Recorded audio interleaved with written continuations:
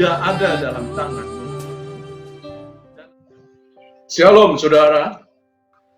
Mari saya ajak saudara membaca dalam Mazmur pasal yang ketiga, ayat yang pertama sampai ayat yang keempat. Tapi saya bagi jadi dua bagian. Kita membaca dulu bagian yang pertama, ayat yang pertama sampai ayat yang ketiga. Mazmur Daud ketika ia lari dari Absalom anaknya. Dua, ya Tuhan, betapa banyaknya lawanku, banyak orang-orang yang bangkit menyerang aku, banyak orang yang berkata tentang aku, baginya tidak ada pertolongan daripada Allah. Pada bagian pertama ini saya harus terangkan lebih dahulu. Ayat pertama mengatakan Daud mempunyai sebuah persoalan, yaitu persoalan keluarga. Dan kita melihat di sini ada sebuah problem besar daripada Daud, yaitu dia harus mengalami pemberontakan dari anaknya. Musuh dia bukan dari orang lain. Musuh dia bukan kerajaan lain yang lebih besar dan lebih kuat. Tapi anaknya sendiri, anak kandungnya sendiri yang memberontak kepada dia dan hendak membunuh dia. Anaknya sendiri merebut kekuasaannya. Dia dikudeta oleh anaknya, yaitu Absalom. Satu, ada persoalan. Daud menghadapi sebuah persoalan. Serius. Ini keluarga. Dan yang kedua, dia diperhadapkan dengan orang-orang yang membenci dia. Tadinya orang yang sangat memuja dia, ya, mau mengeluh-elukan dia, tapi berbalik membenci dia. Lalu juga ada orang yang menghina dia. Oh, pertolongan Tuhan tidak ada. Tidak mungkin ada mujizat. Saudara, saat ini pun juga, malam hari ini sampai hari ini, mungkin ada orang-orang yang berkata kepada Anda, engkau tidak akan mengalami mujizat. Engkau tidak akan ditolong oleh Tuhan. Oh, karena engkau terlalu banyak dosa. Pasti engkau sudah banyak kesalahan oleh Tuhan. Itu salahmu sendiri. Maka Tuhan akan tidak mendengar doamu. Engkau tidak akan dipulihkan. Keadaanmu tidak akan berubah, saudara. Orang-orang mengatakan demikian pada saudara. Lalu orang-orang meragukan kuasa Tuhan dalam diri Anda. Orang-orang meragukan bahwa Anda bisa keluar dari masalah saudara. Bahkan mungkin orang-orang yang membenci saudara, yang berusaha menjatuhkan saudara. Lalu ada persoalan di keluarga juga yang amat serius. Tapi saya senang ayat yang keempat. Ayat yang keempat, perhatikan Daud berkata demikian. Tetapi Engkau Tuhan adalah perisai yang melindungi aku. Engkaulah kemuliaanku dan yang mengangkat kepalaku. Ayat 1, 2, 3 ya sepertinya menggambarkan seseorang yang sedang mengeluh. Wajar sebagai manusia, Anda juga pun bisa demikian. Anda melihat fakta, lalu Anda menilai masalahku berat. Lalu orang juga mengata-ngatain saudara, terekam saudara di memori saudara. Lalu Anda menjadi kecut, hati Anda menjadi kecut. Anda bisa menjadi tawar hati, Anda bisa sedih, Anda bisa kecewa, Anda bisa putus asa. Tetapi, mari kita belajar dari Daud. Daud tetap dia merubah pandangannya. Dia tidak mau terus tertunduk kalah dan hanya fokus kepada masalah, pada perkataan yang dia alami. Tapi dia mengangkat kepalanya. Haleluya. Dan mengatakan Tuhan adalah perisai dan kemuliaanku. Dan dialah yang akan mengangkat kepalaku. Dan terjemahan lain dikatakan dialah kemuliaanku dan dialah yang akan mengangkat hidupku. Aku akan menjadi kepala. Aku akan dimuliakan oleh Tuhan. Amin. Dan malam hari ini pun Tuhan sedang berbicara kepada saudara bahwa hidup Anda mungkin saat ini orang lain menilai saudara, Anda tidak akan bisa keluar dari kesulitan saudara. Bahkan orang bisa menghakimi saudara karena saudara telah berbuat kesalahan yang besar. Bahkan banyak orang yang berusaha mungkin menjatuhkan saudara, menghina saudara. membenci saudara. Dan ada persoalan di dalam hidup saudara yang sangat serius. Mari saat ini, engkau mempunyai Allah yang adalah perisai dalam hidup saudara. Seringkali saudara, kita salah dalam menilai. Kita salah mengenai sudut pandang kita pada saat kita mengalami segala sesuatu. Mari kita belajar daripada Daud. Pada saat Daud, dia menghadapi Goliat, sesuatu yang berbeda. Orang Israel, tentara Israel yang terlatih melihat Goliat itu, wah luar biasa.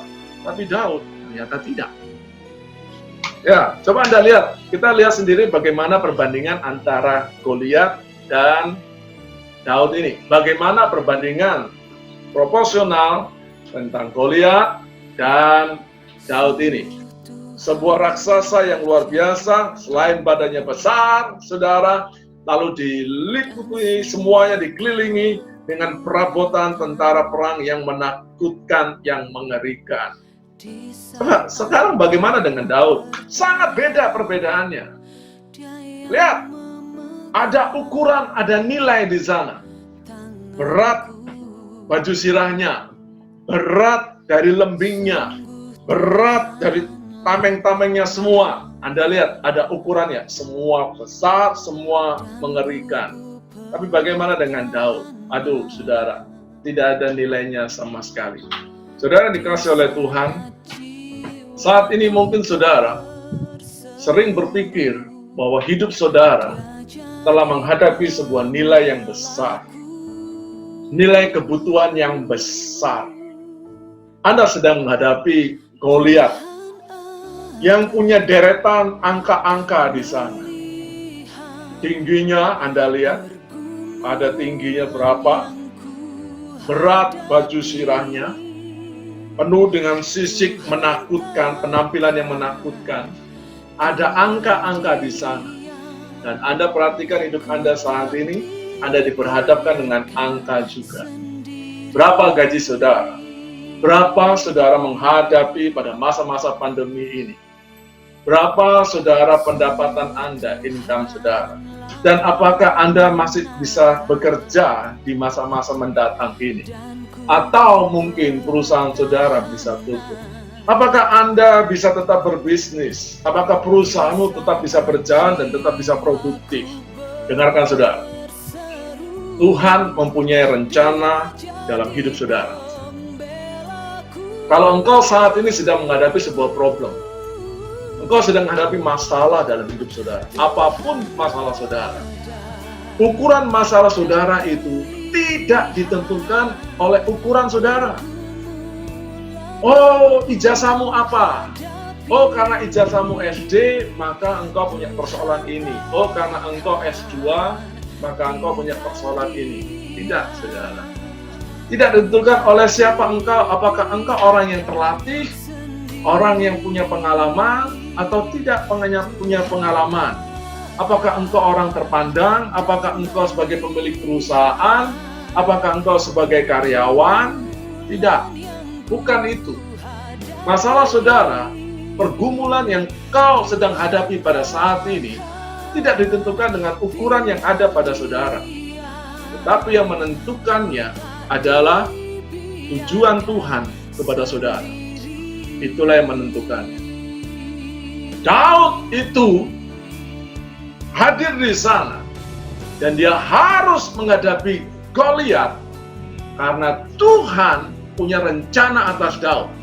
Sehingga di mana Daud berdiri, di situ ada satu sosok yang menakutkan yang namanya Goliat. Kalau Tuhan tidak mempunyai rencana yang besar, maka Daud tidak akan berjumpa dengan Goliat. Paham Bapak Ibu sekalian? Tapi karena Tuhan mempunyai sebuah rencana pada Daud, maka Daud berjumpa dengan Goliat. Coba Anda lihat, bisa dari Daud ini. Daud tidak pernah bermimpi untuk berjumpa dengan Goliat. Tidak pernah. Dia hanya menjalani hari-harinya, ya saudara, hanya sebagai penggembala saja. Karena dianggap, ya paling imut, paling halus, perawakannya paling halus, nggak cocok. Ya, Maka dia hanya percayakan mengembalakan kambing domba keluarga saja. Sampai kakaknya pada waktu dia berada di medan perang, dia menantang Goliat. Kakaknya bilang, kau pulang sana, urus kambing domba ayah sana. Anda lihat di sini, Anda lihat, Daud tidak punya rencana. Dia hanya menuruti. Ibunya bilang, ini bawa makanan bekal untuk kakak-kakakmu. Ternyata pada waktu Daud di sana datang ke medan perang, ternyata di sana dia berjumpa dengan satu pribadi. Dalam hidup saudara sama juga demikian. Jika sesuatu yang tidak engkau duga harus kau hadapi, sebuah pergumulan, sebuah persoalan yang tidak pernah engkau duga, tiba-tiba hari-hari Anda yang kau jalani biasa-biasa saja ternyata jadi luar biasa. Karena apa? Karena ada sesuatu yang besar, satu pergumulan yang besar yang sedang kau hadapi saat ini. Oleh karena itu saudara, saya berkata pada saudara dalam nama Tuhan Yesus, jangan putus asa. Jangan cepat-cepat menjadi kecewa. Itu berarti Tuhan mempunyai sebuah rencana yang luar biasa dalam hidup saudara pada hari-hari ini. Amin. Pada masa-masa ini Tuhan mempunyai rencana yang amat besar dalam hidup saudara. Engkau merasa saat ini, wah, begitu engkau menghadapi sesuatu yang besar, seringkali kita juga seperti itu. Begitu engkau menghadapi sesuatu yang besar, engkau langsung mengatakan, hidupku sudah berakhir. Sama seperti orang-orang Israel, tentara Israel pada waktu itu, begitu Goliat tampil, ya, langsung semua tentara Israel habis, selesai sudah, nasibku selesai, habis sudah. Begitu juga saudara saat ini.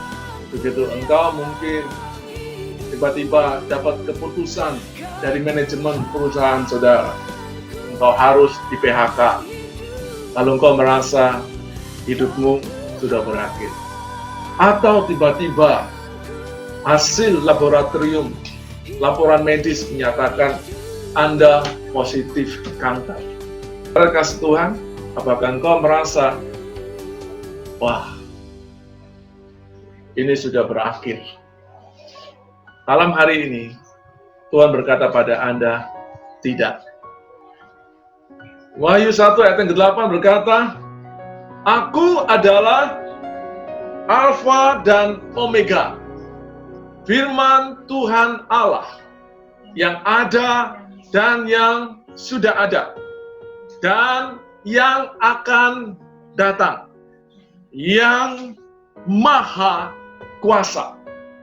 Dimana kata akulah yang awal dan yang akhir. Artinya bahwa Allah lah yang mengawali segalanya dan yang juga menetapkan akhir dari segalanya. Ini bukan hanya bicara tentang zaman saja, awal penciptaan lalu kiamat. Bukan hanya itu, tapi tentang hidup Anda. Allah lah yang menetapkan Anda mengawali hidup Anda. Anda dikandung di rahim ibu Anda, lalu Anda dilahirkan, dibesarkan, saudara. Itu Allah yang mengawalinya, Allah. Maka akhir dari hidup Anda pun juga Allah yang menentukan. Bukan dokter yang memvonis Anda sakit kanker. Bukan obat-obatan yang kau minum atau yang tidak sempat kau minum atau engkau tidak mampu beli untuk kau minum. Bukan itu yang mengakhirinya, tapi Tuhan yang berkuasa, yang memegang kunci akhir dari hidup Anda adalah Tuhan. Begitu juga dengan rumah tangga saudara. Engkau mengawalinya saat engkau menikah, berkat Tuhan turun atas Anda. Tuhan yang mengawalinya. Amin. Maka Tuhan yang akan mengakhirinya semuanya. Begitu juga dengan pekerjaan saudara. Tuhan yang mengawalinya. Maka akhirnya semua Tuhan yang berkuasa. Bukan manusia. Bukan bos Anda. Bukan rekanan saudara. Bukan orang yang menipu saudara. Bukan orang yang mengkhianati saudara. Bukan orang yang sungguh-sungguh mempermalukan saudara. Bukan orang yang memecat saudara. Bukan orang yang mengangkat saudara atau mempromosikan saudara, tetapi Tuhan. Berarti kalau saudara saat ini merasa hidup saudara sudah berakhir, sudah, habislah rumah tanggaku, habislah hidupku. Tidak, saudara. Belum berhenti. Amin. Kita masih berada dalam antara Alfa dan Omega. Ini ada banyak huruf, saudara. Ada sigma, ada gamma, ada theta, ada kappa, ada pi, saudara. Woi, banyak di sana. Kita masih di situ. Oleh karena itu saat ini kalau engkau merasa hidupmu sudah berakhir, Anda salah. Enggak, belum berakhir. Amin. Pekerjaan Anda belum berakhir. Bisnis Anda belum berakhir. Dia adalah Alfa dan Omega. Dia tegaskan.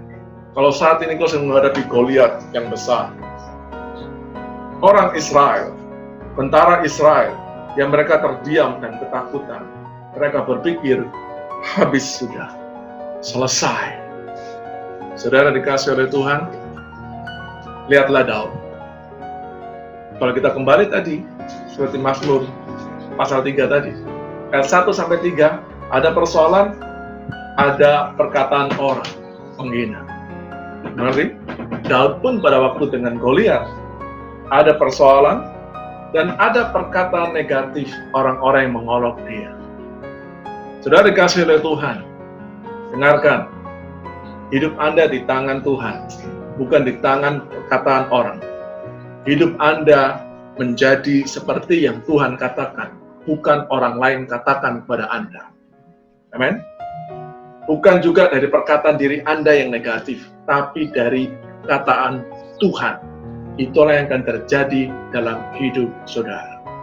Mungkin orang-orang yang mengatakan saudara, ya, belum melihat, karena mereka merasa tidak akan melihat saudara berhasil, karena mereka merasa tidak akan melihat engkau disembuhkan kembali, karena mereka orang-orang itu tidak akan pernah merasa, tidak akan pernah melihat rumah tanggamu dipulihkan lagi.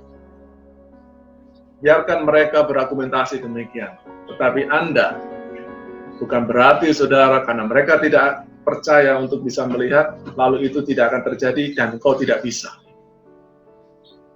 Bagian yang terakhir saya mau katakan pada Anda, Tuhan tidak akan membawa Daud ke sebuah tempat situasi sehingga dia berhadapan dengan Goliat jika Tuhan tidak mempersiapkan di dalam dirinya. Berarti Anda juga hari ini, Anda tidak akan berada di masa pandemi saat ini. Engkau tidak akan berada di perusahaan di mana Anda bekerja. Engkau tidak akan berada dalam kondisi engkau sedang berbisnis, engkau sedang bekerja dalam satu bidang usaha pekerjaan saat ini. Lalu muncul pandemi ini, Tuhan tidak akan izinkan kau berada dalam situasi itu jika Tuhan tidak mempersiapkan Anda. Hari-hari yang lalu, yang telah engkau jalani, engkau mungkin merasa, waduh Pak, tahun 2019 itu tahun enak buat saya, usaha saya baik. Tahun 2017, 18 itu baik. Saudara dikasih Tuhan, tahun-tahun yang lalu itu Tuhan sedang mempersiapkan saudara. Engkau dipersiapkan oleh masa lalu saudara. Sama seperti Daud. Masa-masa dia pada saat dia jadi gembala, itu adalah masa Tuhan mempersiapkan dia. Atau mungkin saudara mengatakan, Pak, hidup saya yang kemarin itu susah. Sekarang tambah susah lagi. Saya yang lalu, Pak, hidup saya biasa-biasa saja. Tapi sekarang saya susah. Sama seperti Daud, dia bukan orang yang luar biasa. Dia hanya kerjaannya rendah. Setiap hari dia hanya menjadi seorang gembala. Bukan lagi gembala yang dengan ribuan domba. Hanya 3-4 ekor saja hari-harinya. Lalu dia jalani hanya main kecapi, saudara, bernyanyi, bermazmur. Lalu pada saat ada bahaya, saudara, dia harus menghalau binatang buas, bahkan dia harus bergulat dengan binatang buas itu dengan tongkatnya. Ternyata itu adalah masa-masa Tuhan sedang mempersiapkan Daud. Untuk apa? Untuk sebuah momen dia akan berhadapan dengan Goliat. Dan Anda saat ini, Tuhan sudah persiapkan Anda. Hari-hari Anda yang lalu, Tuhan sudah persiapkan Anda. Kalau Anda dilahirkan pada zaman ini, pada zaman pandemi ini, itu berarti memang Tuhan persiapkan Anda untuk bisa menghadapi masa ini dan masa yang akan datang ini. Bersyukurlah, Anda tidak dilahirkan pada zaman Mojopahit. Lalu karena apa? Karena Tuhan tahu Anda tidak bisa naik kuda. Haleluya. Karena Tuhan tahu keahlianmu adalah mungkin di IT. Maka di masa-masa pandemi ini, di masa-masa era bisnis yang baru ini, ya engkau akan bergerak dengan IT-mu. Maka engkau dilahirkan di masa-masa sekarang, bukan dilahirkan di zaman Mojopahit. Paham Bapak Ibu sekalian? Maka tidak ada yang salah di mana Tuhan tempatkan engkau. Amin? Tidak ada yang salah Tuhan tempatkan engkau di kotamu, di daerahmu. Tidak ada yang salah. Itu karena Tuhan telah persiapkan Anda di mana Anda berada saat ini. Tuhan sudah persiapkan engkau untuk apa? Menghadapi Goliat. Justru karena ada Goliatlah Daud dipromosikan. Justru karena Goliatlah Tuhan mengangkat Daud. Berarti justru karena masa-masa sukar di pandemi ini, disitulah Tuhan akan mengangkat saudara. Jangan putus asa dan jangan cemas. Hidupmu belum berakhir. Belum berakhir. Anda masih di antara Alfa dan Omega. Studimu masih di antara Alfa dan Omega. Anak-anakmu masih di antara Alfa dan Omega. Belum berakhir. Masih banyak di sana. Tuhan, ingat Tuhan yang menetapkan. Akhir dari segalanya, Tuhanlah yang menetapkan. Bukan Anda, bukan orang lain. Bukan pandemi, bukan penyakit, bukan obat-obatan. Bukan uang Anda, atau tidak ada uang Anda. Tapi Tuhanlah. Saudara kasih Tuhan, Tuhan punya banyak cara untuk menolong saudara. Saya tutup dengan satu kesaksian.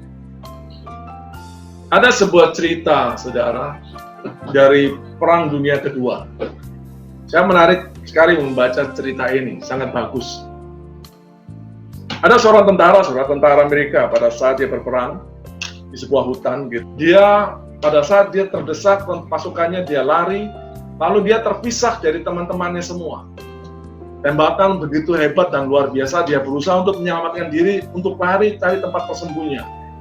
Lalu di sana hanya ada sebuah goa kecil. Lalu dia mulai masuk di dalam goa itu. Lalu dia sembunyi. Dia dengar suara tentara musuh itu, ya, di sekitar dia. Pada saat dia masuk, lalu ada banyak laba-laba, saudara, yang jatuh di atasnya dia, dan banyak laba-laba itu jatuh sudah di sekitar gua, di depan gua itu. Dia menunggu sampai 1 jam, 2 jam, sampai berjam-jam. Sampai mau malam, saudara. Dari pagi sampai menjelang sore, saudara, dia berada dalam gua itu. Apa yang terjadi pada saat di dalam itu? Ternyata, saudara, laba-laba yang ada itu, laba-laba itu membuat jaring di depan gua itu. Sore hari, saudara, ada beberapa orang mendatangi gua itu dengan senjata dan bayonet yang tajam, saudara. Lalu jalan dengan gua itu, lalu mereka lihat laba-laba itu dengan jaringnya. Ya, kira-kira karena laba-laba ini mengatakan, mereka mikir, gak mungkin lah ada orang masuk. Nih, buktinya, sarang laba-laba ini masih masih utuh. Berarti tidak ada orang yang masuk. Apa yang kita narik hikmahnya di sini? Tuhan tidak kirimkan batu besar, jatuh, lalu menutup gua itu. Tapi Tuhan mengirimkan laba-laba. Itulah hidup saudara dan saya saat ini. Percayalah, Tuhan punya banyak cara untuk menolong saudara. Di setiap musim selalu ada anugerah dari Tuhan. Seperti Daud. Pada saat dia di masa dia hanya penggembala domba, ada anugerah. Di musim saja jadi gembala domba, ada anugerah di sana. Mau diserang binatang buas, dia diluputkan. Dia diselamatkan dari binatang buas, dan dia bisa menjaga ternaknya. Walaupun hanya beberapa, tapi dia berhasil menghalau. Dia berhasil mengalahkan binatang buas itu. Ada anugerah di musim pada saat dia jadi gembala. Dan demikian pula pada saat di musim, dia harus berhadapan dengan Goliat.